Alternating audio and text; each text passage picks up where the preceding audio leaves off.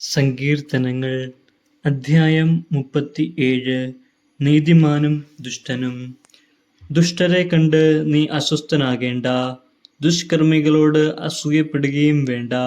അവർ പുല്ലുപോലെ പെട്ടെന്ന് ഉണങ്ങിപ്പോകും, സസ്യം പോലെ വാടുകയും ചെയ്യും.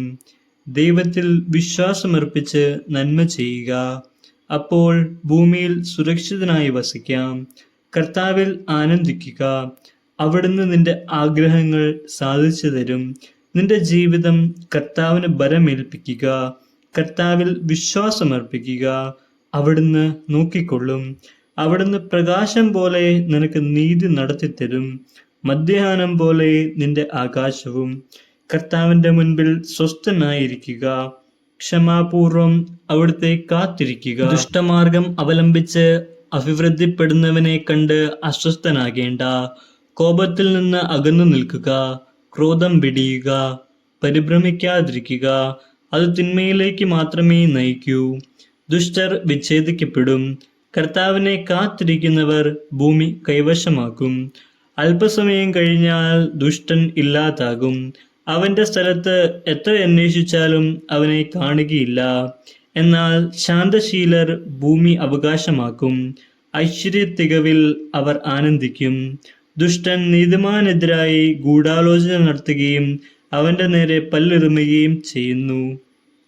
എന്നാൽ കർത്താവ് ദുഷ്ടനെ പരിഹസിച്ചു ചിരിക്കുന്നു, അവന്റെ ദിവസം അടുത്തെന്ന് അവിടുന്നറിയുന്നു. ദുഷ്ടർ വാളൂരുകയും വില്ലുകുലയ്ക്കുകയും ചെയ്യുന്നു. ദരിദ്രരെ നിലംപതിപ്പിക്കാനും പരമാർത്ഥഹൃദയരെ വധിക്കാനും തന്നെ. അവരുടെ വാൾ അവരുടെ തന്നെ ഹൃദയം ഭേദിക്കും, അവരുടെ വില്ലുകൾ ഒടിഞ്ഞു പോകും. അനേകം ദുഷ്ടരുടെ സമൃദ്ധിയേക്കാൾ നീതിമാന്റെ അല്പമാണ് മെച്ചം. ദുഷ്ടന്റെ ഭുജം തകർക്കപ്പെടും, നീതിമാനെ കർത്താവ് താങ്ങും. കർത്താവ് നിഷ്കളങ്കരുടെ ദിനങ്ങൾ അറിയുന്നു, അവരുടെ അവകാശം ശാശ്വതമായിരിക്കും. അവർ അനർത്ഥകാലത്ത് ലജ്ജിതരാവുകയില്ല, ക്ഷാമകാലത്ത് അവർക്ക് സമൃദ്ധിയുണ്ടാകും. ദുഷ്ടർ നശിക്കുന്നു, കർത്താവിന്റെ ശത്രുക്കൾ പുൽമേടുകളുടെ തഴപ്പ് പോലെയാണ്. അവർ മറഞ്ഞു പോകും, പുക പോലെ മാഞ്ഞു പോകും. ദുഷ്ടർ വായ്പ വാങ്ങിക്കും, തിരിച്ചു കൊടുക്കാൻ അവർക്ക് കഴിയുകയില്ല.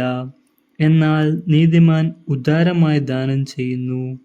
കർത്താവിനാൽ അനുഗ്രഹീതർ ഭൂമി കൈവശമാക്കും, അവിടുത്തെ ശാപമേറ്റവർ വിച്ഛേദിക്കപ്പെടും. മനുഷ്യന്റെ പാദങ്ങളെ നയിക്കുന്നത് കർത്താവാണ്, തനിക്ക് പ്രീതികരമായി ചരിക്കുന്നവനെ അവിടുന്ന് സുസ്ഥിരനാക്കും. അവൻ വീണേക്കാം, എന്നാൽ അത് മാരകമായിരിക്കുകയില്ല. കർത്താവ് അവന്റെ കയ്യിൽ പിടിച്ചിട്ടുണ്ട്. ഞാൻ ചെറുപ്പമായിരുന്നു, ഇപ്പോൾ വൃദ്ധനായി. നീതിമാൻ പരിത്യജിക്കപ്പെടുന്നതോ അവന്റെ മക്കൾ ഭിക്ഷയാചിക്കുന്നതോ ഞാൻ ഇന്നോളം കണ്ടിട്ടില്ല. അവൻ എപ്പോഴും ഉദാരമായി ദാനം ചെയ്യുകയും വായ്പ കൊടുക്കുകയും ചെയ്യുന്നു. അവന്റെ സന്തതി അനുഗ്രഹത്തിന് കാരണമാകും. തിന്മയിൽ നിന്ന് അകന്ന് നന്മ ചെയ്യുക, എന്നാൽ നിനക്ക് സ്ഥിരപ്രതിഷ്ഠ ലഭിക്കും. കർത്താവ് നീതിയെ സ്നേഹിക്കുന്നു, അവിടുന്ന് തന്റെ വിശുദ്ധരെ പരിത്യജിക്കുകയില്ല. നീതിമാന്മാർ എന്നേക്കും പരിപാലിക്കപ്പെടും, എന്നാൽ ദുഷ്ടരുടെ സന്തതി വിച്ഛേദിക്കപ്പെടും. നീതിമാന്മാർ ഭൂമി കൈവശമാക്കും, അതിൽ നിത്യം വസിക്കുകയും ചെയ്യും. നീതിമാന്റെ അധരങ്ങൾ ജ്ഞാനം സംസാരിക്കുന്നു, അവന്റെ നാവിൽ നിന്ന് നീതി ഉതിരുന്നു. ദൈവത്തിന്റെ നിയമം അവന്റെ ഹൃദയത്തിൽ കുടികൊള്ളുന്നു, അവന്റെ കാലടികൾ വഴുതുന്നില്ല. ദുഷ്ടൻ നീതിമാനെ നിരീക്ഷിച്ചു കൊണ്ടിരിക്കുന്നു, അവനെ വധിക്കാൻ തക്കം നോക്കുന്നു. കർത്താവ് അവനെ ദുഷ്ടന് വിട്ടുകൊടുക്കുകയില്ല, ന്യായവിസ്താരത്തിൽ കുറ്റം വിധിക്കപ്പെടാൻ സമ്മതിക്കുകയില്ല. കർത്താവിനെ കാത്തിരിക്കുക, അവിടുത്തെ മാർഗത്തിൽ ചരിക്കുക. ഭൂമി അവകാശമായി തന്ന് അവിടുന്ന് നിന്നെ ആദരിക്കും. ദുഷ്ടരുടെ നാശം നീ കാണും. ദുഷ്ടൻ പ്രബലനാകുന്നതും ലബനോനിലെ ദേവദാരു പോലെ ഉയർന്നു നിൽക്കുന്നതും ഞാൻ കണ്ടിട്ടുണ്ട്. പിന്നീട് ഞാൻ അതിലെ കടന്നു പോയപ്പോൾ അവൻ അവിടെ ഉണ്ടായിരുന്നില്ല. അവനെ അന്വേഷിച്ചു, കണ്ടില്ല. നിഷ്കളങ്കനെ ശ്രദ്ധിക്കുക, സത്യസന്ധനെ സൂക്ഷിച്ചു നോക്കുക. എന്തെന്നാൽ സമാധാനകാംക്ഷിക്ക് സന്തതി പരമ്പരയുണ്ടാകും. അതിക്രമികൾ ഒന്നാകെ നശിപ്പിക്കപ്പെടും. ദുഷ്ടർക്ക് സന്തതി അറ്റുപോകും.